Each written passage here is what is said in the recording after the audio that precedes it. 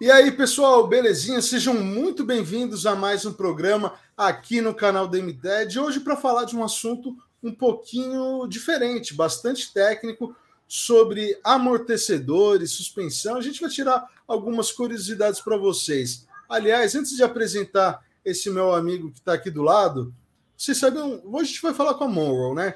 Então, vocês sabiam que eles têm 205 códigos que se aplicam a 870 modelos de ônibus e caminhões diferentes. Óbvio que a gente não vai dissertar sobre toda essa infinidade, mas tem alguns conceitos que a gente pode trazer para vocês para esclarecer curiosidades, enfim, entregar um conhecimento interessante para todos vocês. Ao meu lado eu tenho Juliano Careta, que é supervisor de treinamentos da Monroe. Tudo bem, Juliano? Tudo ótimo, Gustavo. Muito obrigado por esse convite. É uma oportunidade excelente para a gente realmente dividir conteúdo, e esse conteúdo é voltado à suspensão, a falar sobre amortecedor, né? Assim como você adiantou. E eu tenho certeza que essas informações aqui, ó, elas vão ajudar muito ao seu público, né? Esclarecer situações, esclarecer dúvidas, justamente para que a gente possa ter um dirigir muito mais confortável, mesmo em carros, né, tão pesados, entre aspas, como são os ônibus e também os caminhões. Então, Gustavo, eu queria te agradecer muito por essa oportunidade, tanto em meu nome, como também propriamente no nome da Monroe Amortecedores. Meu muito obrigado. Eu que agradeço e o público também, porque o nosso objetivo é levar conhecimento para cada um de vocês que está nos assistindo. Esse conteúdo vai ser tão bacana, tão rico, que eu recomendo que você compartilhe nos seus grupos, com seus amigos que possam ter algum tipo de interesse nesse segmento de veículos pesados, beleza? Pessoal, antes de iniciar o bate-papo, obviamente que a gente precisa do apoio de vocês para manter o crescimento do canal MTED, que está bombando cada vez mais. Então clica aí no joinha, se inscreva no canal, ativa o sino para ser notificado com as próximas novidades do mundo dos transportes, MTED, a mobilidade do futuro. Isso aí, né, Gustavo? Lembrando que tem muita coisa nova vindo por aí, né? Hoje em dia se fala muito em eletrificação, daqui a pouco isso vai chegar também aí no segmento dos pesados. Então é muito importante você que está assistindo aí, ó, possa se inscrever no canal, possa ativar as notificações, assim, toda vez que o Gustavo trouxer um conteúdo novo, você já fica sabendo de primeira mão. Eu já estou seguindo, já ativei lá as notificações, então eu te convido também a fazer a mesma coisa, tá? MTED é o canal do pesado aí para você. Isso aí, obrigado, Juliano. Façam como ele e segue a gente. Então, mais uma vez, né, desejar aí que vocês sejam muito bem-vindos para essa troca de informação. A minha função, o meu objetivo é tirar as informações que vão aparecer aqui e traduzir para vocês de uma forma muito mais fácil, de uma forma muito mais entendível, né? E o que eu quero mesmo é que essas informações ajudem vocês a aumentar o conhecimento dentro do segmento pesado, tirar algumas dúvidas. E depois também desse conteúdo postado lá no canal, se vocês tiverem ainda alguma colocação, alguma dúvida, gente, nós estamos extremamente aqui à disposição, tá bom? Então você pode mandar a sua perguntinha lá através do canal, ou até mesmo, né, acessar o canal de atendimento aí da Monroe, que aí com certeza a gente vai auxiliá-los, tá bom? Então, ó, mais uma vez agradecer, né, essa oportunidade que você está nos dando, tá, Gustavo? Muito obrigado mesmo, né, pela oportunidade da gente compartilhar essa informação, ok? Aqui, né, uma rápida apresentação. Então, o Gustavo já falou sobre o meu nome. Eu estou no grupo já há 23 anos, né? Então, grande parte dessa experiência eu quero colocar aqui à disposição para a gente realmente trocar informações. Eu tenho certeza que essas informações serão muito relevantes para o seu dia a dia. Aqui eu programei a agenda da apresentação, né, desse bate-papo, tá, Gustavo? Então a gente vai falar sobre suspensão, né, dentro do segmento da linha pesada. A gente também depois vai entrar a fundo no amortecedor, conhecendo o produto, né? É muito comum o pessoal perguntar, poxa, mas lá no ônibus, lá no caminhão, principalmente, como que eu sei que o amortecedor tá bom, né? Quais são os sinais de desgaste que ele apresenta? Então a gente vai trazer também aqui algumas dicas para mapear quando o componente está desgastado. Aí a gente vai falar um pouco, né, do produto que é específico para a linha pesada. Aí a gente vai falar dos diferenciais, né? O que tem de diferente, né? em relação aí aos amortecedores de linha leve, por exemplo, né? Então o pessoal tem muito essa curiosidade. Se eu comparar um amortecedor de linha leve com um amortecedor de linha pesada, tem diferença, não tem? E aí depois no final aí a gente faz um resumão, tá? Então vai ser um conteúdo bem gostoso, com informações aí bem completas, tudo isso aí para ajudá-lo a entender, compreender mais este mundo, tá bom? Viu só, pessoal? Vocês vão ter um curso sobre amortecedores, cara. Onde vocês vão encontrar isso? Só aqui no canal MTED. Vamos lá, Juliano. E aí, então, pessoal, só para contextualizar o tema de amortecedor, tudo aquilo que eu vou falar para vocês, toda aquela explicação que eu vou dar em cima dos amortecedores, eu só quero contextualizar, então, né, que a Monroe, ela está presente aí no mundo todo, tá ok? Né, em 23 países, com mais de 200 fábricas, e esses amortecedores que eu vou estar comentando com vocês agora, eles também são produzidos no Brasil, tá bom? Então, aí pelo mundo afora, a Monroe está presente em 19 países com 25 unidades, e a fábrica do Brasil está localizada em Mojimirim, ó. Então, tudo isso que eu vou contar para vocês agora, toda essa história sobre amortecedor, né, que eu vou compartilhar com vocês, ó, tudo isso acontece dentro da nossa unidade de fabricação, né, localizada em Mojimirim, interior de São Paulo, ok? Porque tem muita gente que acha o seguinte, mas né, de repente pode ser que a Monroe compre os amortecedores prontos de alguém lá fora, pode ser que ela importe de uma outra marca, de um outro fabricante, mas desde já, pessoal, eu quero então contextualizar dizendo para vocês, tudo que a gente for falar daqui para frente, a gente tem capacidade produtiva, a gente tem inovação tecnológica realmente para aplicar nesse produto, tá? Então, o que eu vou estar explicando para vocês é tudo amortecedor fabricado no Brasil, tá bom? Amortecedores nacionais, tá? Então, só para a gente contextualizar essa parte, ok? Região do Circuito das Águas, né? Isso, então quem for passear ali, né? Gosto muito daí da região. Tenho família em Águas de Lindóia. Oxe, então você tá pertinho, Tá do poxa, lado. tá do lado ali da fábrica, né? Tá do lado da fábrica. E aí, já aproveitar então essa deixa, Gustavo, te convidar para ir lá, poxa. Já que você tá pertinho, tem família ali e tal, dá um pulinho lá para conhecer a nossa fábrica. E você Claro, também que está faço questão. assistindo aí, né? Você que está assistindo esse nosso conteúdo através do canal MTED, se você também tiver disponibilidade, quiser conhecer a fábrica, entre em contato com a gente vai ter o maior prazer realmente de apresentar para vocês a fábrica e até você ver ali, né, com os próprios olhos, como faz um amortecedor, né, seja ele para ônibus ou caminhão, enfim, tudo aquilo que a gente vai comentar daqui para frente, tá? Então, é claro que a gente vai falar de amortecedor, e aí o amortecedor, ele está dentro de um conjunto que é chamado de suspensão, né? Então, a gente vê que várias partes de um veículo, vários conjuntos de um veículo têm evoluído de maneira bem constante e a suspensão não foge à regra, né?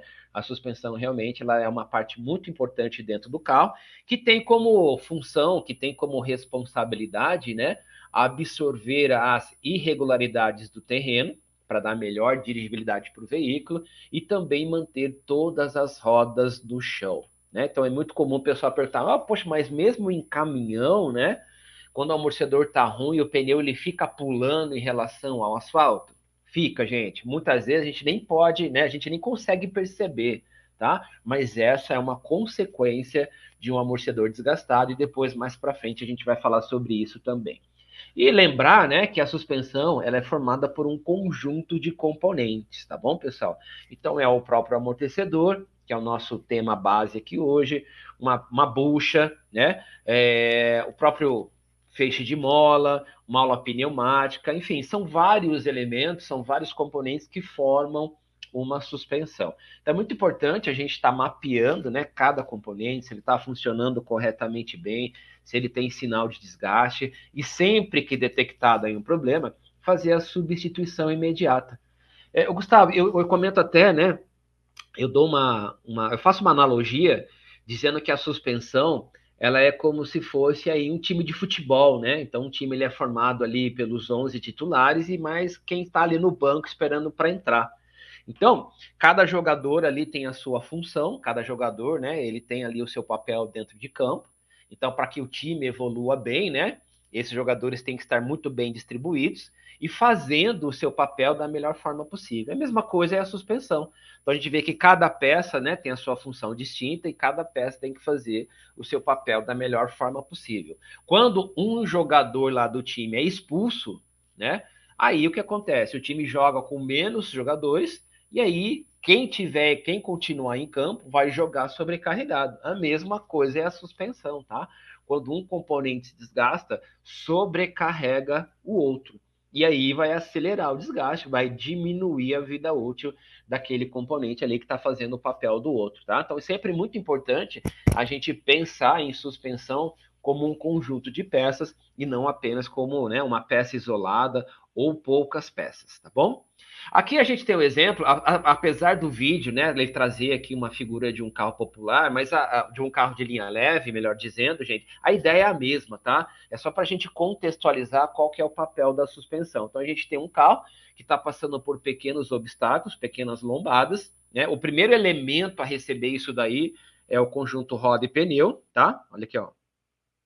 Pelo fato do conjunto roda-pneu estar diretamente ligado à suspensão, ele então repassa esse movimento para ela, para a suspensão. A suspensão vai ter que trabalhar agora para evitar que isso seja repassado lá para a carroceria, lá para o interior do carro. Tá? Então, a mesma ideia, tá, gente? Então, quando um caminhão, né, ou um ônibus, ele passa também por um terreno irregular, o primeiro elemento que recebe isso é o conjunto roda-pneu, que repassa isso para a suspensão vai trabalhar, evitando que chegue até a carroceria ou o interior do carro, tá bom? Então, a ideia não muda, a concepção é a mesma da suspensão.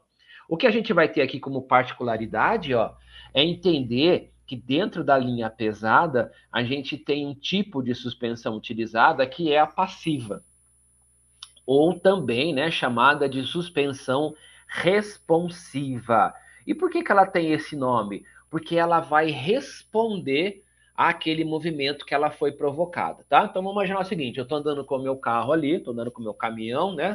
E de repente eu passo por um buraco. A hora que a suspensão recebe aquela carga, é a partir daí então que ela é provocada para trabalhar, para gerar uma absorção, evitando assim que aquele movimento seja repassado para o interior do carro, tá? Então, quando a gente olha para uma representação mais técnica, né, desse tipo de suspensão, ó, a gente vai perceber aqui, ó, que geralmente a suspensão ela é dividida em duas partes: massa não suspensa, ok? É tudo aquilo, gente, que está abaixo das molas ou que não está sob a ação delas. Então, o próprio conjunto aqui, ó, roda e pneu, né? A gente pode considerar, então, que eles fazem parte, né, dessa massa não suspensa. Quando eu tenho aqui uma barra de direção, quando eu tenho aqui, né, o sistema de freio também, ó, tudo se enquadra aqui, então, dentro dessa concepção de massa não suspensa, tá? E aí depois aqui, ó, na sequência, né, a gente já vem com o sistema de mola, que depois dentro da linha pesada a gente tem algumas variações, na sequência que eu vou mostrar para vocês, juntamente com o amortecedor, né? E eles vão trabalhar aqui, ó, para justamente controlar a movimentação de uma outra massa que é chamada de massa suspensa. Aqui, ó, a gente falou que era massa não suspensa, tudo aquilo que não está sob a ação da mola, sob a ação do amortecedor. Já aqui agora, ó, a gente vai chamar de massa suspensa, que é o próprio peso do veículo, a carga que aquele caminhão está carregando, né? O motorista ou os passageiros que estão ocupando também o interior daquele veículo. Tudo isso, então, faz parte desse conjunto que é chamado de massa suspensa, tá bom? Então, né, nesse caso aqui, a gente vai ter um controle muito mais forte atuando dentro dessa massa suspensa do que propriamente da massa não suspensa, tá bom? Só para ilustrar esse tema, ó, aqui a gente tem um exemplo, né, de uma suspensão passiva. Aqui a gente tem uma máquina, né, fazendo a atuação aqui na suspensão, então ela vai ficar provocando o conjunto roda e pneu, como se esse carro estivesse passando por um buraco, né, ou por um terreno irregular. Aí entra então o trabalho da suspensão para amortecer grande parte desse movimento. E essa placa aqui, ó, essa placa que é uma máquina, né, uma MTS, ó, essa placa aqui, ó, ela simboliza a carroceria do carro. Então, qual é a comparação que eu convido você aqui a visualizar? Nós vamos ver o quanto a máquina ela está movimentando a suspensão e o quanto isso está sendo repassado para a carroceria, tá bom? Só para a gente ver aqui, né, no ensaio de laboratório, como que é esse processo, ok? Então vamos lá, olha só. Olha aí. Então a gente vê a máquina, né? A máquina está excitando, está movimentando aí a suspensão, ela está trabalhando então para amortecer esse impacto, e aí então, né? Grande parte daquela movimentação está sendo absorvida e uma pequena fração disso, então, ainda é repassada para a carroceria, né? Então, dentro desse modelo de suspensão passiva, a gente não consegue absorver aí 100% dessas oscilações, tá bom? Quando a gente olha agora para a evolução da suspensão, mesmo nos veículos pesados, a gente vê que o próximo passo, ou a próxima evolução tecnológica, é a da suspensão semi-ativa, tá ok? Que aí já tem amortecedores eletrônicos, né, que vão se adaptar para absorver essa carga da melhor forma possível.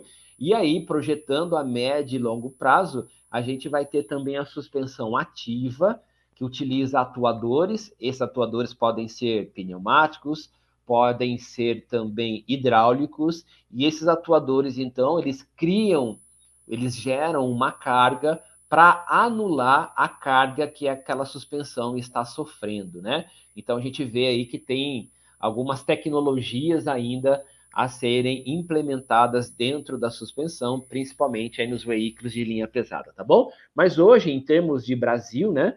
Se a gente falar de concepção aí nacional, todos os veículos de linha pesada hoje utilizam esse tipo de suspensão, que, como nós dissemos, é a suspensão passiva ou responsiva, que ela vai, então, responder ao movimento gerado na própria suspensão, ok? E aqui, ó, dentro da linha pesada, a gente tem algumas características, né? Então, a gente tem, basicamente, aí a concepção e o uso do feixe de mola convencional, que por muito, muito tempo foi utilizado aí nos caminhões, tá bom? Então, dependendo do peso, né? Dependendo do tipo de suspensão que aquele veículo ele utiliza, então, uma das melhores opções era o uso da mola convencional, tá bom? Na sequência, na evolução desse próprio sistema, aí foi criado, então, né, o feixe de mola parabólico, onde a gente percebe aqui, ó, uma diminuição na quantidade, né, de 50% do peso. Exatamente, né? Exatamente. Então, olha só que evolução a gente vai tendo aí no ganho, né, da eficiência do trabalho. E aqui, Gustavo, principalmente quando a gente compara o peso, né? Então, a gente percebe agora que é um sistema muito mais leve e automaticamente, então, isso ajuda muito no desempenho do caminhão, tá?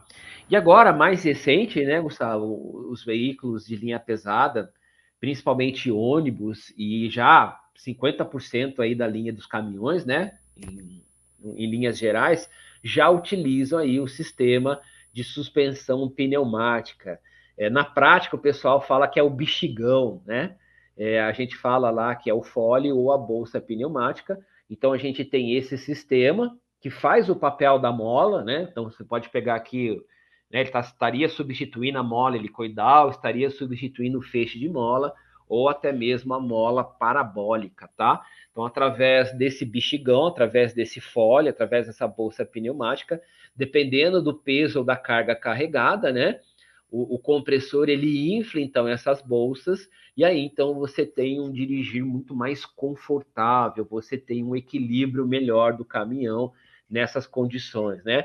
Principalmente aqueles caminhões que fazem transporte de carga viva, né? O gado, o cavalo, animais em geral, ou cargas até delicadas, como componentes de informática, computadores, televisões, essencialmente já utilizam esse tipo de suspensão, porque trazem aí, né, uma movimentação muito mais equilibrada da suspensão como um todo, tá? Então a gente vê também, né, que isso tende a ser uma tecnologia que vai perdurar e vai substituir os sistemas de mola e convencionais, tá bom? Mas sempre lembrando que mesmo que eu tenha a utilização do fole, da bolsa pneumática ou do bexigão, como o pessoal no mercado aí fala, a gente precisa também da presença do amortecedor aqui, tá? Então, vale lembrar que a suspensão pneumática, ela substitui o sistema de mola, mas o amortecedor ainda continua,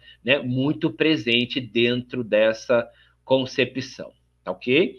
E aí, então, né, a gente parte para essa derivação. Aí, no futuro, a gente pode ter um amortecedor convencional, a gente pode ter um amortecedor eletrônico, a gente pode ter um atuador. Então, muita coisa ainda nova, né, vai vir aí na frente e a gente vai ver aí um salto gigantesco dentro dessas suspensões dos veículos pesados, ok?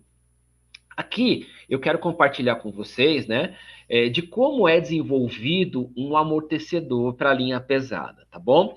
Então, o que acontece? Hoje em dia, a Monroe ela fornece para 2 tipos de mercados. E eu quero explicar isso para vocês entenderem na prática como que funciona esse desenvolvimento, tá? O primeiro mercado é o mercado original, ok? Então, a Monroe hoje ela fabrica os seus amortecedores lá na unidade de Mojimirim, igual o Gustavo falou ali, né, bem próximo ao circuito das águas, e a gente fornece para as montadoras, ok? Então, mesmo as montadoras de linha pesada são clientes da Monroe, ok? E aí, a gente vai ver que esse quinto ponto aqui, ó, ele é um ponto exclusivo que é realizado somente no campo da montadora. Então, lá na MAN, na Scania, na Iveco, na Volvo, né, na Foton, enfim, são vários clientes originais da linha Monroe. E um outro segmento também que a gente atua é o mercado de reposição. Né? Então, a Monroe ela fabrica o produto, o amortecedor lá na sua fábrica, e aí então a gente vende para os distribuidores vendem para o varejo em geral, e o varejo geral, então, ele vende, né, lá para o aplicador ou para o dono do carro diretamente, né, onde ele tem a possibilidade hoje de comprar a peça até mesmo pela internet, ok? Mas desde já, eu quero dizer para vocês que não há diferença técnica, daqui a pouco a gente vai entrar a fundo aí no conhecimento do amortecedor, mas desde já dizer que não há diferença técnica entre o produto que vai para a montadora e o produto que vai para a reposição, tá? Tecnicamente, Ou seja, não é um produto de primeira linha e outro de segunda linha. no O nosso que caso, não. muda é a forma de comercialização. Um vai para a montadora, que você vai achar que é um produto original da montadora, e o outro vai para reposição com a marca Monroe mesmo, na caixinha. Mas é original também, é exatamente o mesmo que vai para o caminhão de fábrica. Sim, sim. O que vai mudar, tecnicamente, sendo a mesma peça, o que vai mudar ali, Gustavo, e você muito bem frisou, é a questão da embalagem, né? Então, na montadora vai com a embalagem dela, no mercado de reposição vai na caixa da mão. O que muda é a gravação no tubo também, porque muitas vezes a gente não pode gravar no amortecedor de reposição o símbolo da montadora, né?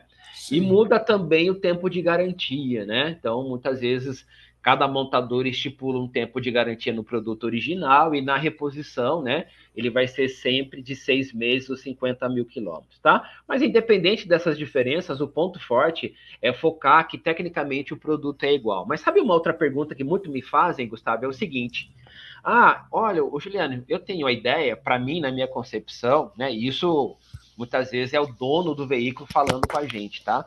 Ó, Juliano, eu tenho a concepção de que o amortecedor original ele dura mais e por isso ele é melhor, né? Mas o que muitas vezes acontece nessa situação, Gustavo? Quando o cliente ele compra um veículo 0 quilômetro, mesmo que seja um caminhão, né? Ele está comprando um caminhão zero, ele está tirando ali um caminhão 0 quilômetro, né? E aí, quando ele começa a utilizar esse caminhão, todas as peças daquele veículo, incluindo a suspensão, estão 100% novas. E aí vamos imaginar que aquele amortecedor durou, sei lá, 80 mil quilômetros, vai, um exemplo. Ok? Exemplo. Então, aquele primeiro amortecedor durou 80 mil quilômetros. Aí ele vai lá, troca o amortecedor, compra o amortecedor de reposição agora. Ele não compra o amortecedor original, ele compra o amortecedor de reposição. E esse amortecedor de reposição, ele durou ali, 60 mil quilômetros. E aí, então, ele faz comparativo. Poxa, mas o primeiro amortecedor durou 80, o segundo durou 60, por que está acontecendo isso, né? Aconteceu isso por quê? Porque lá no início o carro estava 100% novo. Na segunda troca agora, a gente já tinha alguns componentes, né, que não estavam ruins, mas já estavam desgastados. Então, logicamente, a E durabilidade acabam da peça, acelerando o desgaste de outros né? equipamentos. Sim. Então, muita gente tem essa percepção, né, de que o original é melhor porque durou mais, mas é porque o carro, naquela situação, ele estava 100% novo, tá? Então, gente, quando nós vamos envolver um amortecedor, a gente começa, então, né, definindo o projeto dele. Então, principalmente quando a gente vai fornecer esse amortecedor para a montadora, esse projeto é definido a 4 mãos. O que a gente chama de 4 mãos? O pessoal da fábrica da Monroe juntamente com o pessoal da montadora. Tá ok? Então, ali, né, eles dão uma brifada no carro. Então, todas as características, todas as informações do carro são jogadas dentro de um programinha de computador. E o próprio programinha, ele já dá uma ideia, ele já dá uma concepção de como vai ser aquele amortecedor.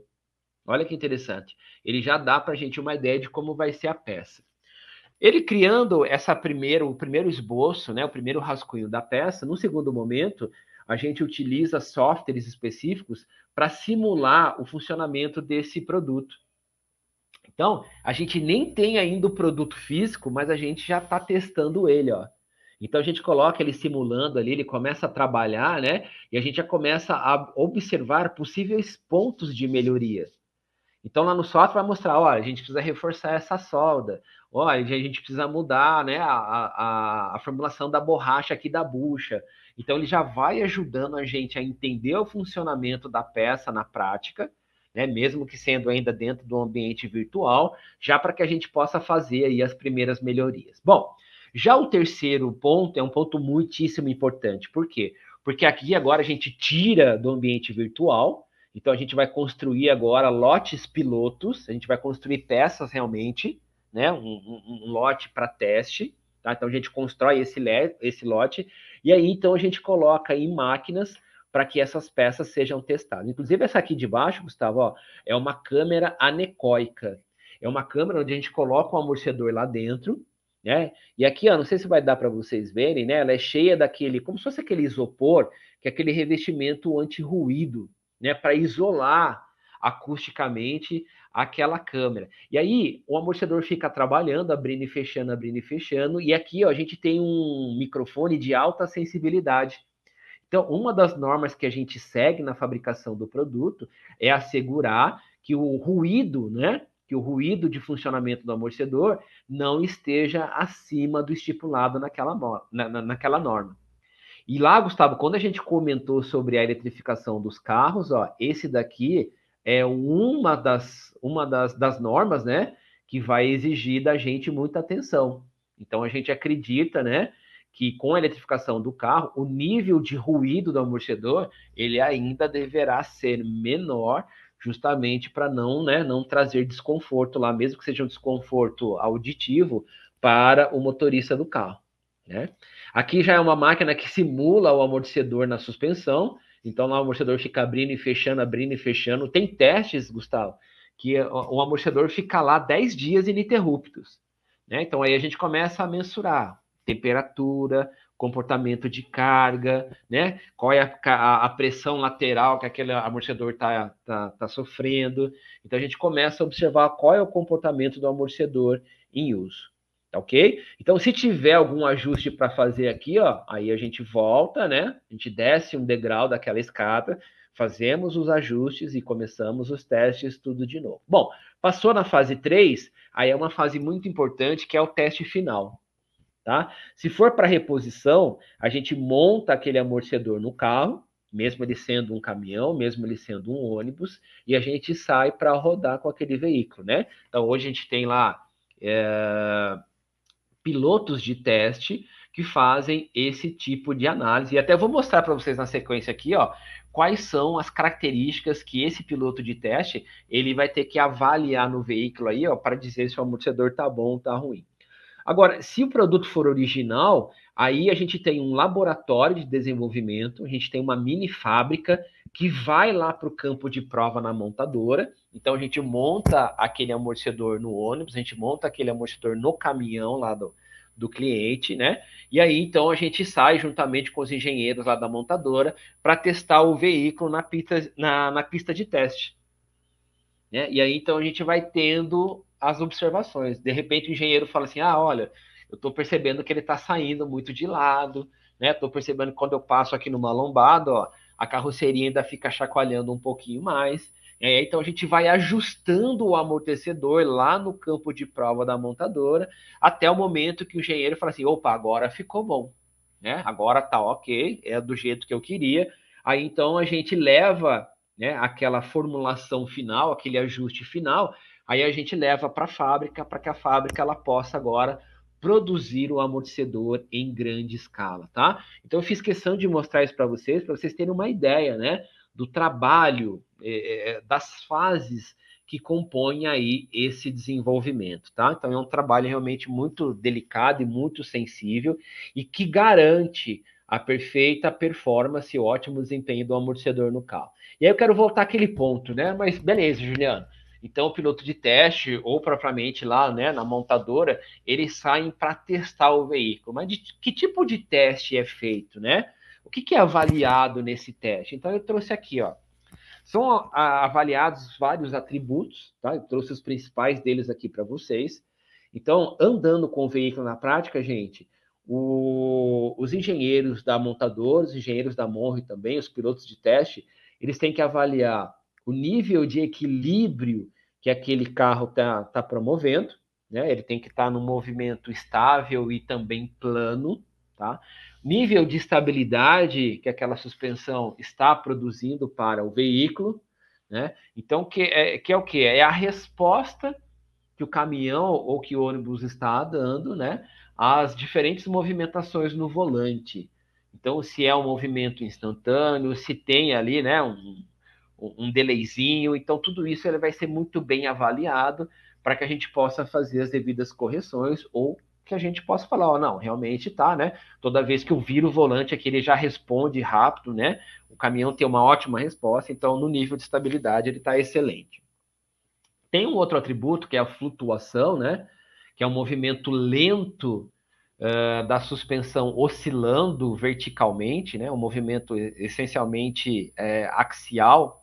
E a flutuação, muitas vezes, ela é controlada pela compressão a baixa velocidade, né? Então, a gente, na hora de desenvolver o amortecedor, a gente tem várias velocidades atingindo o amortecedor, né? Então, uma velocidade baixa, uma velocidade média, uma velocidade alta, e a flutuação, ela é controlada principalmente em baixa velocidade de trabalho de amortecedor, tá? Então, quando você tem uma variação na flutuação do caminhão, que é esse movimento vertical, aí, se tiver que fazer algum tipo de correção, a gente tem que mexer na parte da válvula que cuida da baixa velocidade de trabalho dele, ok? Então é um atributo também muito importante.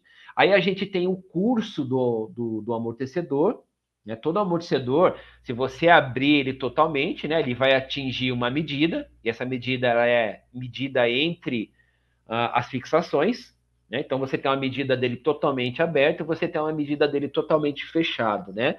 Então, na hora de calcular esse custo do amortecedor, a gente tem que levar em consideração, então, qual é a abertura máxima da suspensão e qual é o fechamento mínimo ou fechamento máximo da suspensão também, né? Porque o que acontece? O amortecedor, ele não pode limitar o trabalho total da suspensão. Então, ele vai ter que ter uma abertura um pouco maior do que a suspensão e um fechamento também, né, um pouco menor do que a suspensão, tá? Porque senão o amortecedor ele vai limitar o trabalho que a suspensão estiver fazendo lá no caminhão. Aí a gente tem níveis de aspereza. Aspereza é muito sensível, gente, porque depende muito do pneu, né, que aquele caminhão estiver utilizando. Então, é o quanto ele absorve de aspereza ali do asfalto. Muita gente até consegue mensurar isso, né? Ali simplesmente no volante. A gente consegue perceber aquele ruidinho, a gente consegue perceber aquela variação, aquela pequena trepidação no volante. E isso é responsabilidade, então, da aspereza. E também vibrações, né? O quanto que a suspensão e o amortecedor ele tem absorvido ali de vibração. Então, você tem vibração de média amplitude, você tem vibração de baixa amplitude, ou até mesmo de alta amplitude, como é, por exemplo, passar numa lombada, né? Então, também a gente faz uma avaliação em cima sobre cada um desses pontos. Solavanco, né, que é muito característico aí dentro dos veículos de linha pesada, tá? Então, isso pode acontecer até nos veículos mais equilibrados, tá ok? Por quê? Porque é a resposta que a suspensão está dando ao movimento que foi nele gerado, né? Nele que eu falo é o caminhão. Então, esse solavanco ele tem que ser controlado, né? Para que ele também não seja um movimento indesejado e também desconfortável lá para o motorista, ok? E aí, gente, nós temos também o movimento de rolagem, que é aquela inclinação que a carroceria, seja do ônibus ou do caminhão, ela faz principalmente no caminho curvo, né? Transitando por uma curva. Então você tem o deslocamento do centro de gravidade daquele veículo, você tem a rolagem do peso. Então isso também é característico, né, da suspensão controlar, como também o agachamento. O que é o agachamento? É quando eu estou andando com um caminhão e aí de repente eu coloco o pé no freio e aí eu vou ver o quanto, né, que a massa, o quanto que a carroceria, o quanto que o veículo, ele agacha, ele afunda naquele momento, tá? Então, tudo isso tem que ser verificado. Agora, o que é importante salientar aqui, né? É que esses valores, esses atributos, ele mudam de carro para carro, né? Então, você tem, por exemplo, você tem caminhões que são menores, que automaticamente tem um comportamento diferente de um caminhão maior, né? De uma carreta, por exemplo. Então, tudo isso tem que ser, né? Não vou dizer adaptado, mas a gente tem que analisar quais são os valores de cada veículo. Porque o amortecedor, gente, cada amortecedor ele tem o seu DNA. Ele é desenvolvido e produzido respeitando as características daquele veículo, tá? Então, por muitas vezes, os veículos, eles até são parecidos, tá? Mas se eles tiverem algum tipo de diferença na sua composição, na sua suspensão, na sua motorização, no peso, etc., isso tem que ser compensado, isso tem que ser lá computado, né, na hora de desenvolver a carga do amortecedor, entendeu?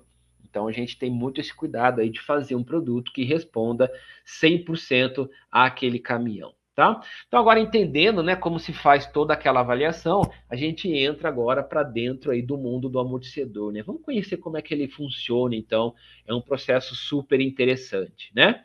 Então, só para contextualizar também, quero mostrar para vocês, né, que a Monroe, ela tem um vínculo muito forte com o amortecedor, porque foi a Monroe que inventou o primeiro amortecedor, gente, olha aqui, ó.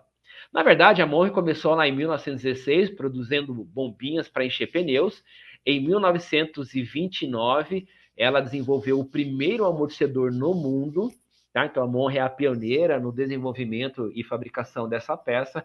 E daí para frente, né, pessoal, ela continuou aí sempre se inovando e se destacando na fabricação, né, e no desenvolvimento dos amortecedores, tá ok? E aí, quando a gente olha para um amortecedor, ô Gustavo, eu digo para você que ele tem, em média, 45 componentes. Olha só, aqui a gente está vendo o raio-x, 45 né? componentes num É em média. amortecedor. É em média, tá, Gustavo? É em média, viu? É em média, né? Então, muitas vezes, pegando o amortecedor na mão, a gente não faz a mínima ideia, né, do que tem lá por dentro dele, tá ok? Então, para dar essa ideia para vocês, ó, eu trouxe aqui o raio-x. Esse é um esqueleto aí, né, com as principais partes de um amortecedor, ok? Eu vou fazer um bate-papo bem rápido aqui com vocês. Ó. A gente começa falando das fixações. Fixação superior, que prende o amortecedor na carroceria. Fixação inferior, que prende o amortecedor na suspensão, tá? Então a gente vê que o amortecedor ele é um elo de ligação, né, entre essas duas partes, justamente para evitar que aquela trepidação que a suspensão está trabalhando, está absorvendo, ela seja repassada lá para a carroceria. Por isso que ela fica nessa posição intermediária, ok? Inclusive, esse é um tipo de fixação muito utilizado, né, na linha pesada. A gente tem a bucha de borracha aqui dentro e através de um parafuso aqui no centro da bucha, então a gente prende o amortecedor lá no veículo. Depois a gente tem uma outra parte que é chamada de coifa ou guarda-pó, okay? Que protege o amortecedor, né, para que lá nele não entre sujeira, não entre poeira, terra ou qualquer material aí externo, qualquer agente externo, tá bom? Então, na linha pesada também, né, a gente tem a composição do guarda-pó metálico, que é um pouco diferente, né, na linha leve. Na linha leve, a gente tem tipo de um material plástico emborrachado, que é um sanfonado, que também protege. Na linha pesada, né, ônibus e caminhões aí a gente só tem o guarda-pó metálico, que é justamente para dar uma proteção maior. Aqui a gente tem o retentor, que é um selo de borracha. Esse retentor ele tem 3 níveis de estanqueidade, são 3 camadas que funcionam como um bloqueio para que o óleo, que é essa parte amarela que vocês estão vendo aqui, ó, ele não saia para fora do amortecedor, né? Ele fica somente lá dentro do amortecedor, tá? Então, daí, a gente já pode dizer o seguinte: se um amortecedor apresenta um vazamento de óleo, quando você olha ele ali na suspensão, quando você olha para ele ali atrás da roda e percebe que ele está todo melado de óleo, provavelmente, então, a gente tem um problema relacionado ao retentor. Pode ter outros motivos também, tá? Mas, via de regra, a grande maioria se concentra em problemas aí no retentor.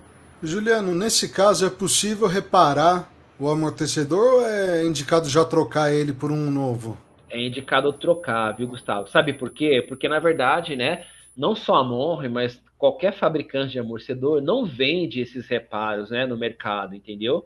Então, aí, realmente, o recomendável é sempre trocar a peça, tá?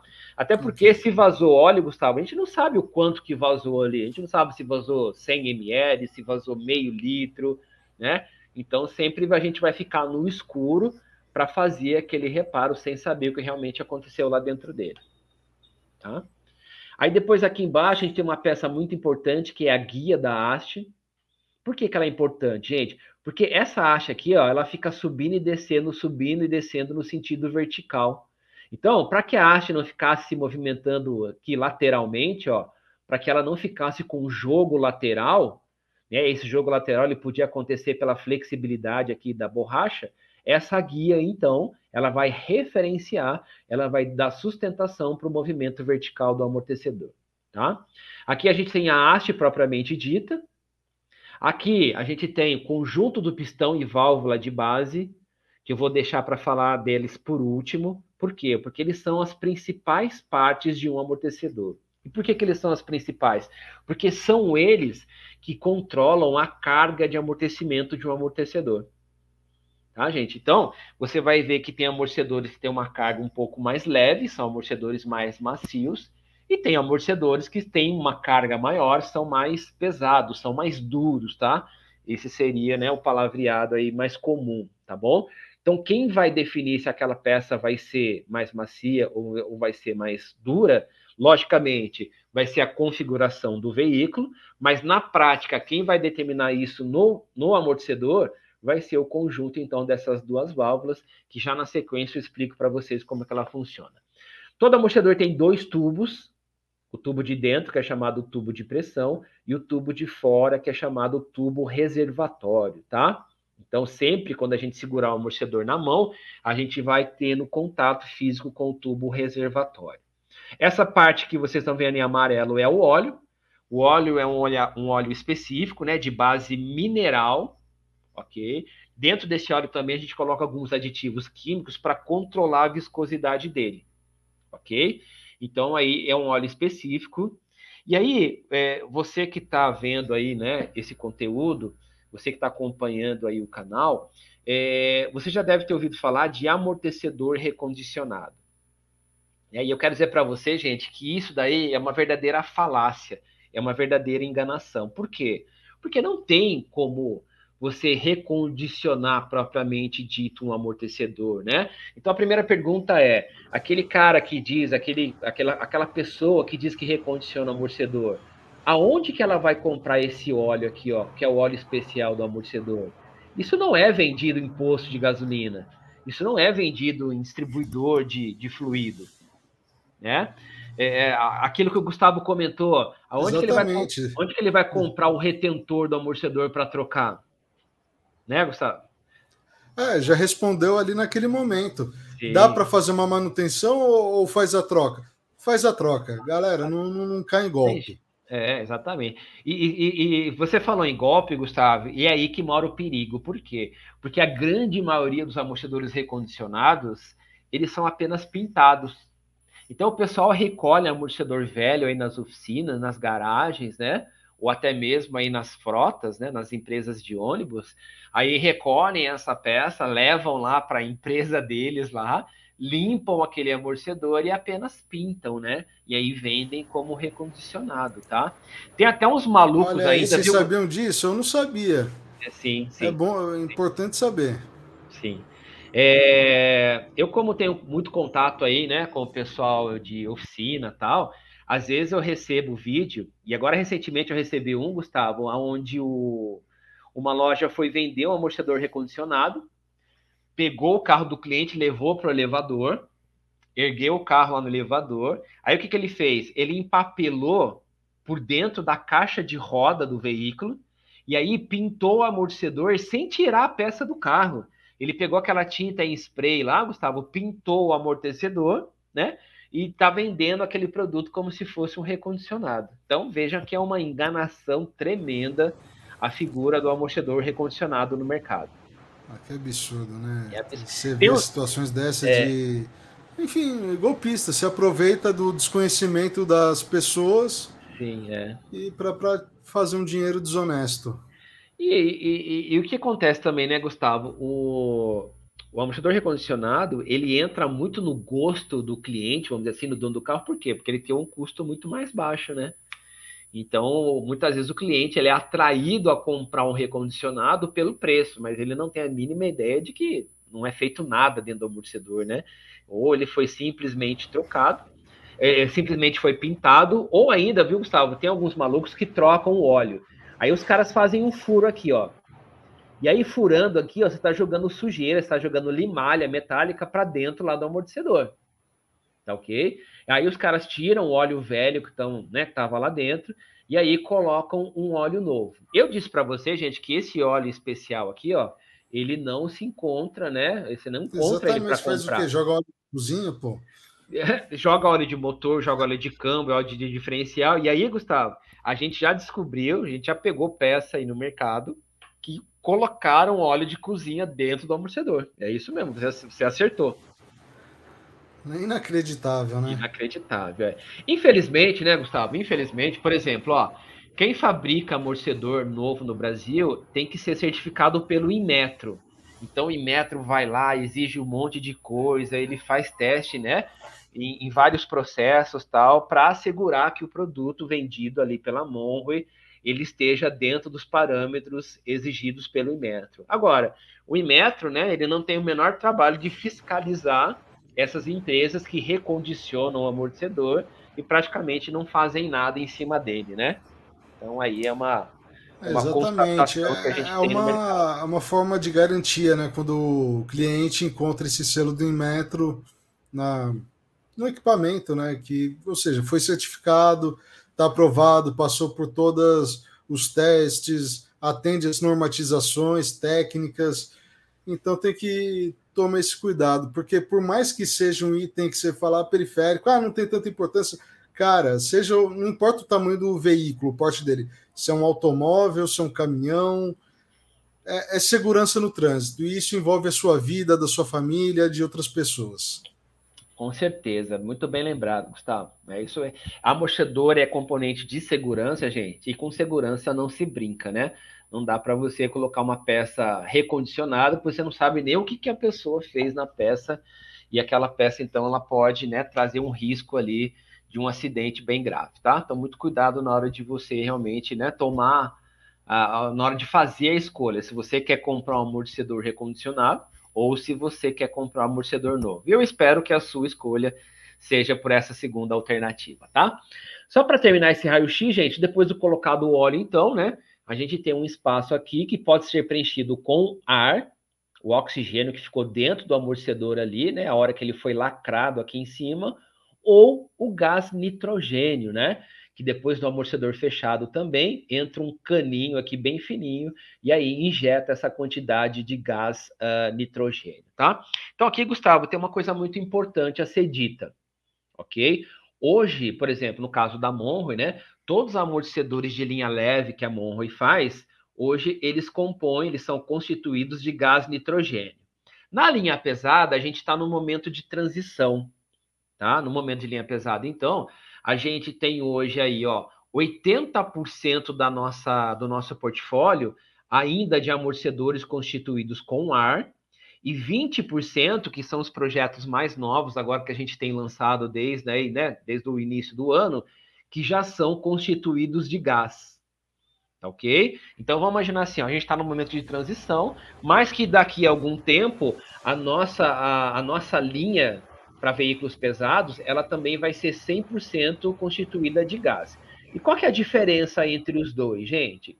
O amortecedor que tem óleo e ar, durante a movimentação do amortecedor, o amortecedor vai ficar abrindo e fechando, esse ar ele vai se misturar com o óleo. O óleo ele vai ficar espumado, tá ok? E isso automaticamente, né, ele cria ali um pequeno intervalo de tempo entre a movimentação que aquela suspensão, né, ela recebeu, e aí a resposta imediata que o amortecedor tem que dar, né?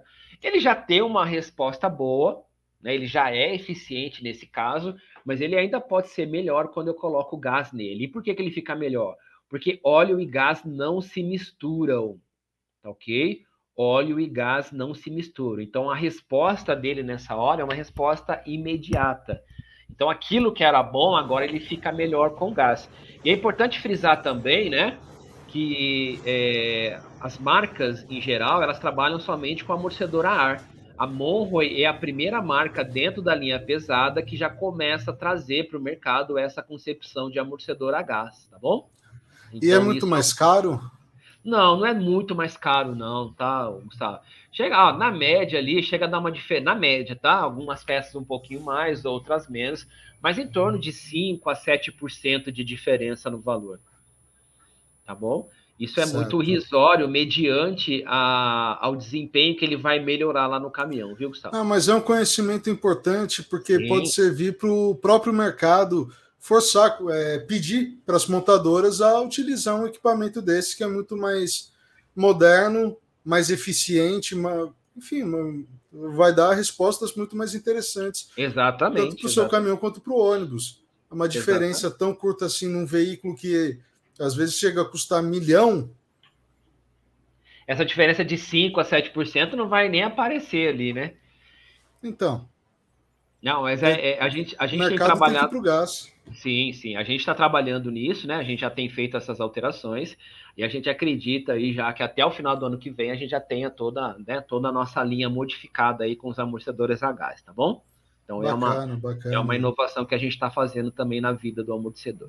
Então, gente, o seguinte, ó, presta atenção comigo agora, que a parte mais importante é explicar para vocês como é que esse amortecedor funciona. Para esse amortecedor funcionar, esse tubo de dentro aqui, ó, que a gente nomeou ele tubo de pressão, ele tem que estar 100% cheio de óleo, que é o que acontece aqui, ó, tá? Ele tem que estar 100% cheio de óleo. E para promover que esse tubo ele fique com 100% de óleo, é então que a gente diz que todo amortecedor ele tem que ser equalizado, ele tem que ser sangrado, tá? Então existe uma movimentação, né, que é feita no amortecedor para eliminar possíveis bolhas de ar ou de gás aqui dentro e proporcionar que o tubo ele fique 100% repleto de óleo, tá? Então a gente fez esse processo de sangria, de equalização, o tubo está 100% cheio de óleo e esse amortecedor agora ele começa a trabalhar. Quando ele começar aqui a abrir e fechar, o que acontece? Ele vai ter intensa movimentação de fluido, né? Por dentro aqui dos componentes internos do amortecedor. Então quero que você entenda o seguinte agora, ó. O que vai fazer com que o amortecedor ele fique mais leve, mais confortável, ou que ele fique um pouco mais rígido, mais duro, é a dificuldade ou facilidade que o óleo encontra ao passar pelas válvulas. Se o óleo passar facilmente por essas válvulas aqui, pessoal, esse amortecedor vai ser macio, vai ser mais voltado para conforto. Se o óleo passar com dificuldade por essas válvulas, aí esse amortecedor ele vai ficar com uma carga um pouco mais alta.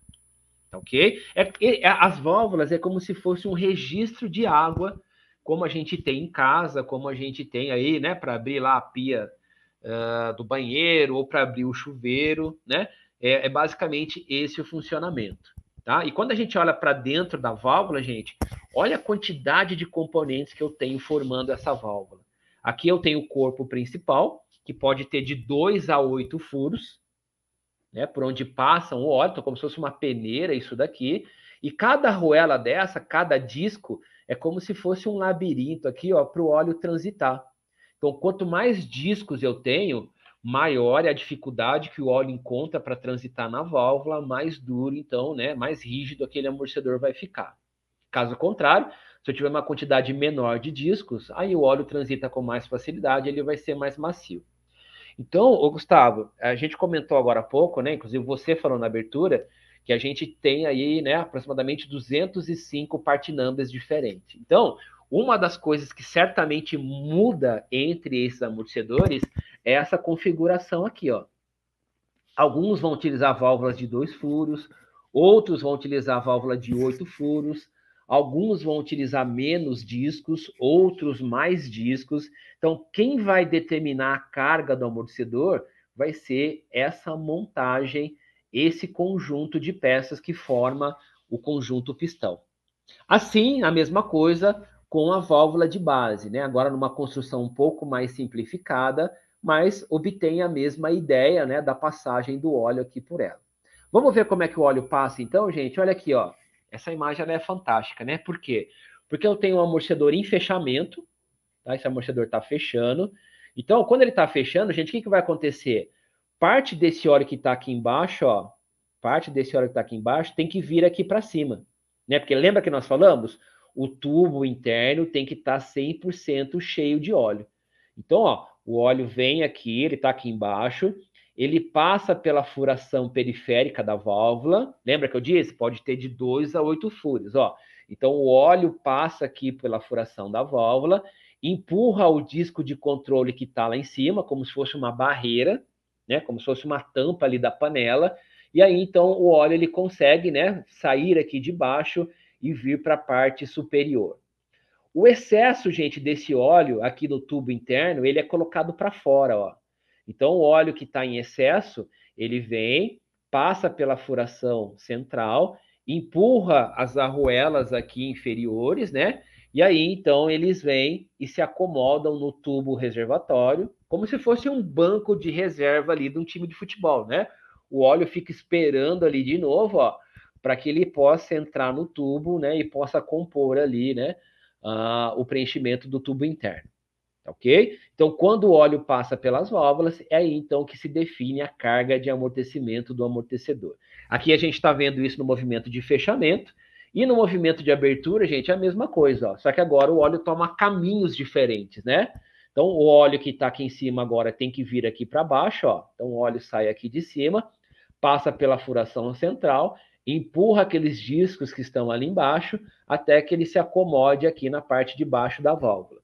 E agora, como eu estou fazendo um movimento muito semelhante da seringa, gente, pensa na seringa aqui agora da injeção, ó, puxando o remédio para dentro dela, tá? Então, quando eu estou fazendo um movimento muito semelhante da seringa, ó, eu estou puxando o óleo que está lá fora para dentro do tubo, ó. Então, o óleo que está lá fora, ele vem, passa pela furação periférica, empurra o disco lá, como se fosse a tampa da panela, e entra aqui no tubo, né, para entrar para o jogo novamente, tá bom? Então, vejam, né, que o funcionamento do amortecedor ele é definido pela constante movimentação hidráulica, a movimentação do fluido transitando aí por dentro das válvulas, tá ok? Como ele utiliza caminhos diferentes, pessoal, vocês viram, ó, o óleo está passando por esse furo para abrir o amortecedor. Para fechar, ele estava passando por aqui, ó. Aqui, para abrir o amortecedor, o óleo está passando por essa furação. Se fosse para fechar o amortecedor, ó, ele estaria passando por aqui, ó. Então, por ele fazer caminhos diferentes, pessoal, aqui eu quero compartilhar com vocês o que é uma curva de carga, uma curva de amortecimento. Antes de entrar a fundo nessa curva de amortecimento, eu quero explicar para vocês que a carga do amortecedor ela é estabelecida por duas variáveis, pelo encontro de duas variáveis. Quais são elas? Força, que seria a resistência ao movimento que o carro está sendo submetido, que é medida em Dan Newton, pela velocidade de movimentação aí daquela suspensão, ok? Que é medida em milímetros por segundo ou até mesmo metros por segundo, tá? Então, na escala de força, ó, eu tenho o ponto zero aqui, ó. É onde o amortecedor está parado. Daqui para cima é o movimento de abertura do amortecedor, quando eu abro a peça, e do zero para baixo é quando eu fecho o amortecedor, tá ok?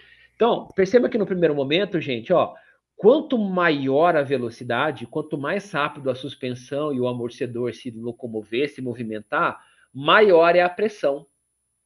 Tá? Então, ó, quanto mais eu aumento a velocidade, maior é a carga, maior é a resposta. Então, a gente pode dizer que eles são diretamente proporcionais. Quanto maior a velocidade, maior é a força. Tá ok? E outra definição, gente. Como ele tem lá caminhos diferentes para abrir e para fechar, todo amortecedor, gente, todo amortecedor, sempre para abrir, ele vai ter uma carga maior.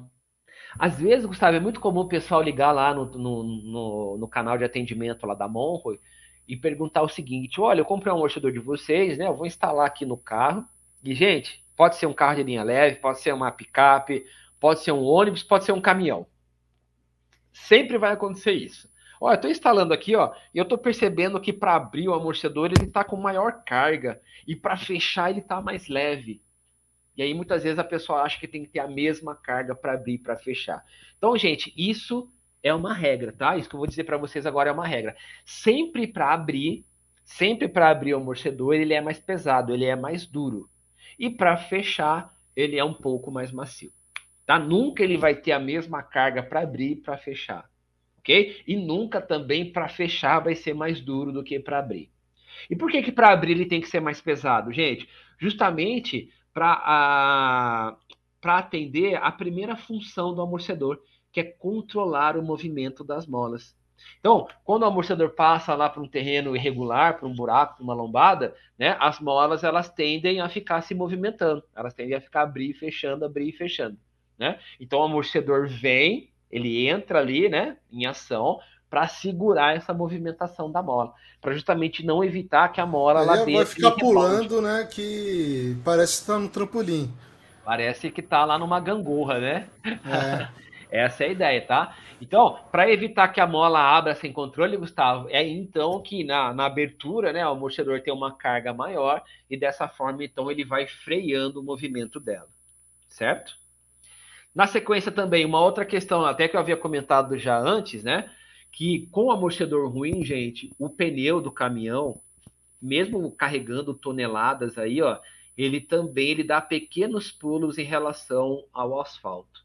Tá? Até muitas vezes a gente nem consegue perceber visualmente, né? Mas o pneu ele fica lá, ó, ciclando, né? O pneu ele fica lá dando pequenos pulinhos em relação ao asfalto. Então, isso, além de prejudicar a dirigibilidade do veículo, vai deformando também a banda de rodagem do pneu. Tá? Ele vai criando ali uns afundamentos em forma de concha. Você passa a palma da mão ali em volta da banda de rodagem do pneu e vê que ele ficou afundado, tá? Então isso é um sinal de que o amortecedor ele está desgastado, ele está com problemas, né? Então o dono do veículo ou até mesmo o frotista ele tem que ficar muito atento a este fato, que se ele perceber que o pneu tem se desgastado de forma rápida, né, abaixo até da média que ele vinha tendo ali, ó, então é importante também ele ter um cuidado especial com o amortecedor e fazer essa verificação na prática. E também uma outra função que a gente fala aqui, né, que o amortecedor ele tem que dar para o veículo, e aí eu vou me concentrar desse lado, tá? Que são benefícios mais técnicos, ele tem que dar segurança, ele tem que dar estabilidade, conforto e dirigibilidade, né? Por que ele vai dar segurança, gente? Porque com o amortecedor ruim, o veículo ele costuma o quê? A demorar mais para parar. Então você imagina num caminhão, por exemplo, que carrega toneladas, né? Então o motorista ele coloca o pé no freio e aí pelo fato do amortecedor estar ruim, o pneu não tem o contato extremo em relação ao solo e aí então ele vai se arrastando. Então o que é para ele parar, por exemplo, em 3 metros, ele vai parar em 4 metros, 4 metros e meio e daí para mais, né? Aí vai depender da velocidade que ele estava circulando e também do peso que ele estiver carregando. Outra coisa que é muito importante falar sobre segurança é a aquaplanagem. É aquela lâmina de água que se forma entre o pneu e o asfalto, né? Então, se o amortecedor está ruim, essa lâmina ela tende ainda, né, a se formar em maior quantidade, e aí isso prejudica o controle do veículo, principalmente, então, né, num terreno, numa pista molhada. O próximo benefício é a estabilidade, né? Que aí você vai ter o quê? A manobra, uma resposta mais rápida nas manobras exercidas pelo motorista lá no volante. Ok? Então, o próprio fato do pneu estar em contato com o pavimento, ele vai ajudar muito a você ter uma resposta imediata a essa movimentação. Conforto, né? Eu gosto muito de falar de conforto no segmento de linha pesada, viu, Gustavo? Por quê? Porque antes, quando a gente olhava para os caminhões antigamente, a gente só via que tinha amortecedor lá na suspensão, né? Agora, a gente continua com o amortecedor na suspensão, nós temos amortecedor na cabine, então já melhorou ali o conforto do motorista dentro da cabine dele, que é o local de trabalho, o escritório dele, vamos dizer assim.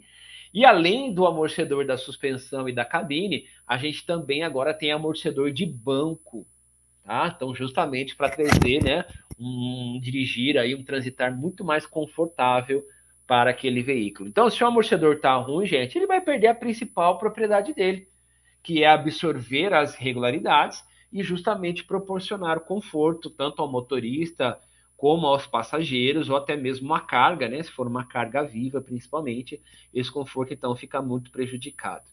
E aí, por último, aqui dentro dessas características, né, dentro desses benefícios, é a dirigibilidade.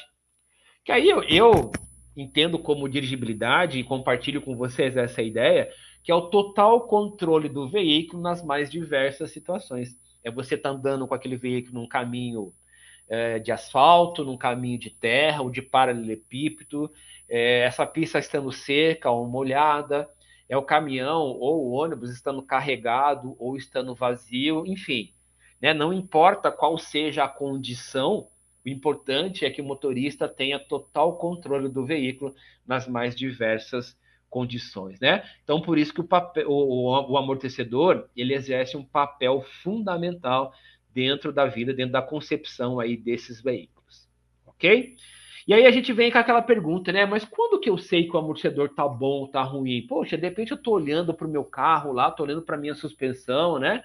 Eu aproveitei que eu levei lá o caminhão para fazer uma revisão, tal, o ônibus, tá? Mas como é que eu vejo, né?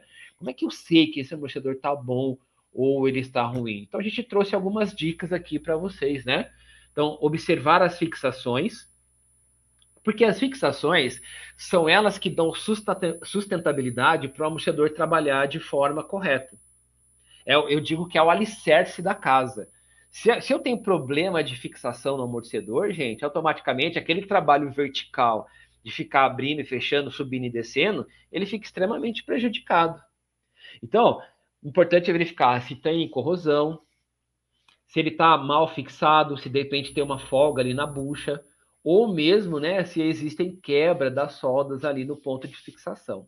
Então, ficou mal fixado, o amortecedor não tem condição de fazer esse papel da melhor maneira possível. Uma outra observação também que eu convido você a fazer é olhar para o corpo do amortecedor.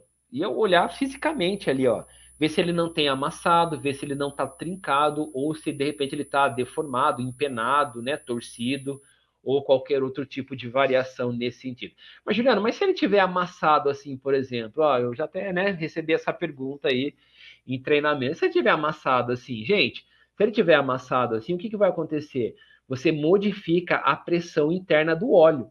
Lembra que dentro do amortecedor tem o óleo, é uma quantidade específica para cada um deles. Então, quando você tem um amassado aqui, ó, você muda a pressão interna do amortecedor e automaticamente você vai ter uma variação na carga da peça. Tá?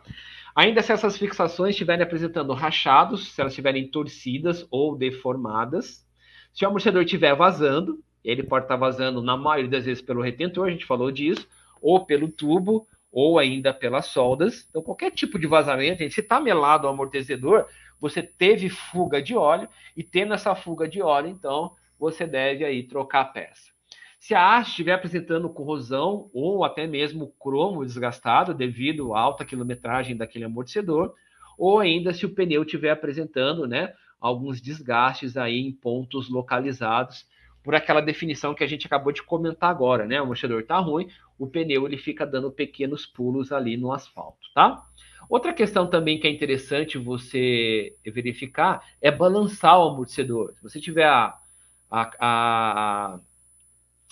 oportunidade de tirar o amortecedor ali do caminhão, da suspensão, do ônibus também, balança o amortecedor para ver se de repente não tem nenhuma peça solta dentro dele, né? Muitas vezes, devido ao impacto, uma pancada, a movimentação do amortecedor ela pode gerar quebra de algum componente e aquele componente quebrado, então, né? Ele pode fazer aí, né? Algum tipo de barulho, tá ok? Então essa é um exame bem simples que você mesmo pode fazer e automaticamente você vai descobrir já se o amortecedor tem algum tipo de problema, tá bom? E aí, aproveitando que você tirou a peça, movimenta ela para cima e para baixo e verifica se a movimentação está uniforme. Porque se ele apresentar algum tipo de folga, algum tipo de gap, né, algum tipo de vácuo ali dentro, isso é um sinal que o amortecedor ele pode estar também com algum tipo de problema. Ok? Então, detectado qualquer problema aí, gente, a ideia, então, né, a recomendação é fazer a substituição do produto, né? Aí as pessoas perguntam, né? Juliana, mas quanto tempo dura um amortecedor? Qual é a vida útil de um amortecedor? Quanto tempo ele dura lá no carro? E aí, gente, a resposta é simples. Eu não sei responder. Eu não sei responder porque a vida útil do amortecedor ela está totalmente atrelada às condições de uso do veículo. Tá? Então vamos pegar o seguinte, fazer uma comparação aqui, ó. Eu tenho um caminhão, né, que utilizo ele para trabalhar, e via de regra, ele só anda aqui nas estradas de São Paulo. Vai, um exemplo. Que teoricamente, né, são bem conservadas, ok? Já um outro caminhão igual ao meu, tá bom? Fazendo o mesmo trabalho que o meu, só que agora ele anda, por exemplo, nas estradas lá de Amazonas, lá do Amazonas, ele anda lá no Pará, ele anda lá, né, no norte do país, que a gente sabe que tem uma condição um pouco diferenciada, né, das condições aqui de São Paulo, tá ok? Então, o que vai acontecer, gente? Teoricamente, eu vou argumentar o seguinte, se o carro roda em boas condições, a tendência é que esse amortecedor dure mais. Se esse caminhão roda em péssimas condições, a tendência é que esse amortecedor dure menos. E a gente percebe aqui, ó, que a cada movimentação do amortecedor, ó, o aço sinterizado do pistão, ele vai se soltando, ó, tá bom? Ele vai se desgastando, tá ok? E isso, então, vai gerando o desgaste do amortecedor. Tá certo? Mas por que ele vai se desgastando, gente? Porque, em média, olha só que dado interessante.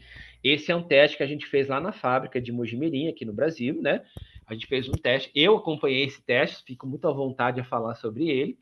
Então, a gente detectou que, em média, por quilômetro rodado, um amortecedor aqui, ó, ele fica se movimentando 2.600 vezes por quilômetro rodado. Então, se esse amortecedor ele tem 80 mil quilômetros rodados, gente, se ele rodou lá no caminhão, no ônibus, 80 mil quilômetros, esse amortecedor já abriu e fechou mais de 208 milhões de vezes. Então, assim como um freio se desgasta, né, uma sapata de freio, uma lona de freio se desgasta, assim como uma embreagem se desgasta, assim como um pneu se desgasta, o amortecedor também tem o seu desgaste. E ele vai se desgastando assim, ó, né? Chega um determinado momento, ó, que devido às inúmeras e milhares de movimentações, ele vai soltando essa partícula, né? E aí o amortecedor, então, ele vai tendo aí o seu início do processo de desgaste. Ah, mas lá no caminhão eu carrego tantas toneladas, é um caminhão de alta carga, de alto peso, tal, eu nem sinto isso na prática. O grande problema dessa situação é que nós, como motoristas, independente se é um caminhão, se é um ônibus, é um carro de linha leve, a gente vai se acostumando com o veículo naquela situação. Né? Porque a cada dia o amortecedor vai se desgastando um pouquinho. E aí a gente vai se adaptando ao carro. Somente quando troca mesmo o amortecedor, gente, é que você tem aquela percepção. E se você já fez isso, sabe do que eu estou falando. Depois você trocou o amortecedor e fala, nossa, cara, eu não imaginava que fazia tanta diferença assim. Nossa, eu não imaginava como mudou o carro desse jeito. né? Porque muitas vezes a gente vai se acostumando com o veículo naquela situação, né? E aí, trocando o amortecedor, então, né? A gente tem aí que os amortecedores podem ser aplicáveis, né? Tanto na linha dos caminhões como na linha dos ônibus. Pode ser aplicado no reboque, na carroceria, ou conforme eu falei para vocês, né? Pode ser na cabine ou também no banco, tá? E quando a gente quer olhar também para o amortecedor de cabine ou de banco, gente, eles têm o mesmo funcionamento que eu expliquei para vocês, né? Que é o amortecedor de suspensão. Logicamente que os cursos são menores, o amortecedor de banco ele é bem pequenininho, né? O curso dele também é inferior aos demais, assim como o de cabine também. Tá? Mas eles têm a mesma função, evitar que aquela oscilação, que aquela trepidação, seja repassado para a carroceria, para a cabine ou para o banco, onde o motorista, né, ele está lá sentado, né? E aí a gente tem uma linha de produtos aqui, ó, que é o Monro Magno 65, que tem algumas características especiais, né? Então, essa linha 65, ó, ele tem um diâmetro de haste maior em relação aos outros amortecedores e também aquela válvula do pistão que eu mostrei para vocês, né? Que ela pode ser de 2 a 8 furos, ela também é maior. Então, a linha dos nossos amortecedores agora, ela toma uma composição um pouco mais reforçada, que é para justamente aguentar a necessidade de mercado, né? Aguentar ali o trabalho que o caminhão está fazendo, que o ônibus está fazendo. Mas é importante lembrar também, gente, que o projeto da peça ele é definido mediante as exigências das montadoras e também as características do veículo, tá? Então, aquilo que eu comentei, né? Cada amortecedor tem o seu DNA e esse DNA é promovido aí pelo tipo de veículo, pela carga que ele trafega, pelo peso que ele tem e uma série de informações, né, que a gente utiliza para desenvolver esse amortecedor. Tá?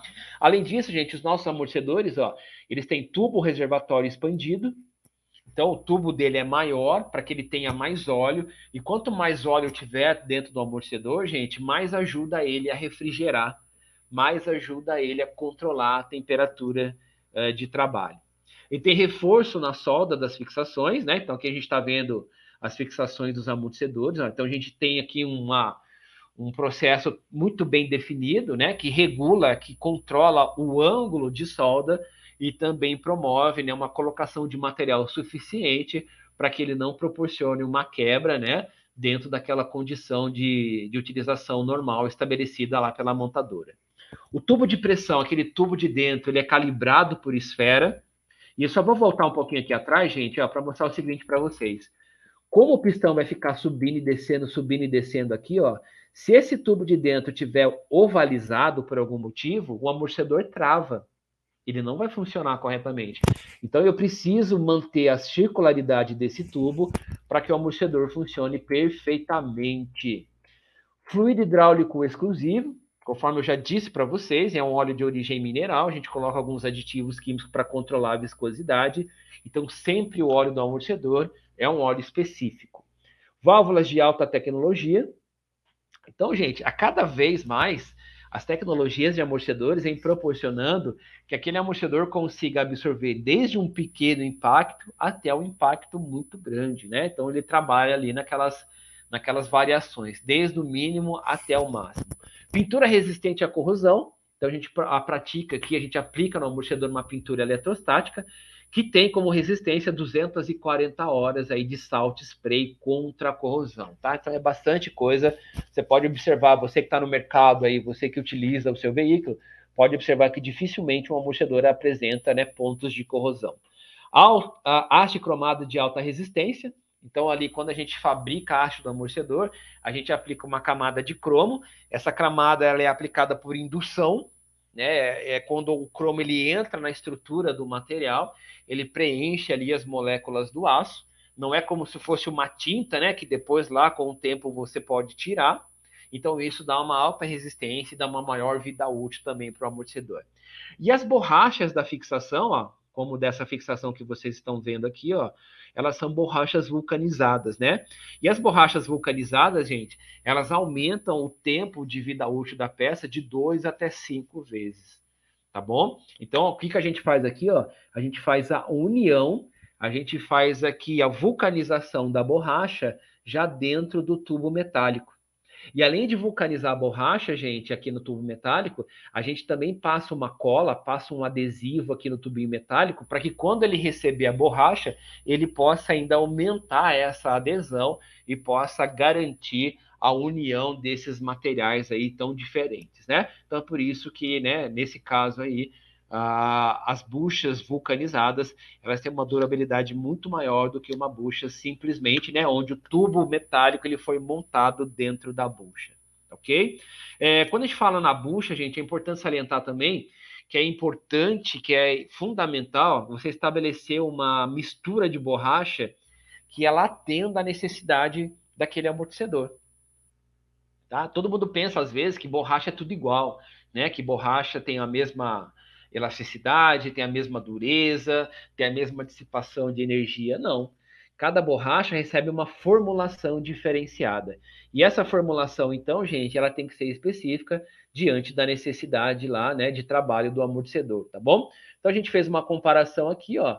Uma borracha que não estava totalmente adequada àquele tipo de trabalho, ó, após 500 ciclos, gente, ela já começou a praticamente despedaçar, né? A nossa, ó, depois de praticamente mais do que o dobro, ó, é que ela começou a ter algum tipo de variação, começou a ter algum tipo de dano, mas um dano bem melhor, né? Ou bem mais baixo do que se comparado aqui com a borracha, né? De uma determinada marca, ok?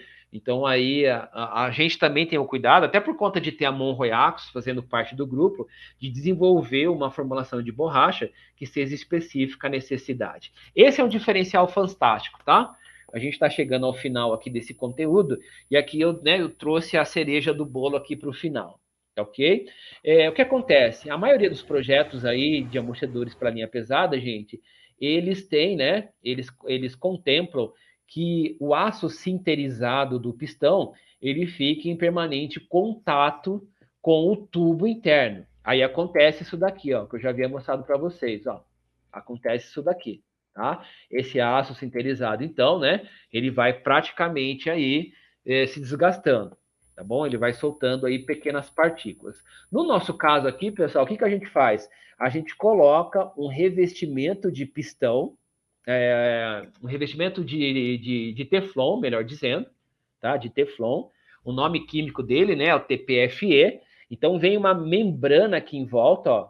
Vem uma membrana aqui em volta, e essa membrana assegura que não haja contato metálico direto entre o pistão e o tubo, tá? Então, se não há esse contato metálico direto, automaticamente, então, eu tenho também uma vida útil melhor e maior da peça. Tá? Então, isso é um diferencial bastante interessante, né? E aí, só para a gente fechar, então, né, mostrando a importância de você ter produtos novos, quando você vai fazer a substituição por produtos ou componentes que já apresentam problemas.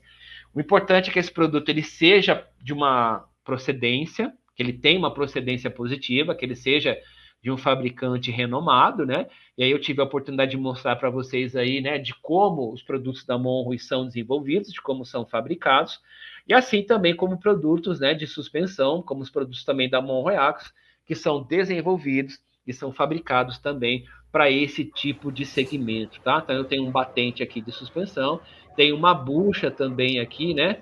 Uma bucha do Jumelo, uma bucha lá do feixe de mola, também que garante, né, a perfeita movimentação lá desse componente, né? Então, se a gente quer ter um rodar principalmente seguro, confortável, estável e que dê também, que traga economia para o ônibus, para o caminhão, né, em linhas gerais aí, para o veículo de linha pesada, é essencial, então, que a gente faça a escolha certa, que a gente utilize os componentes também aí, né, de maneira correta, tá bom?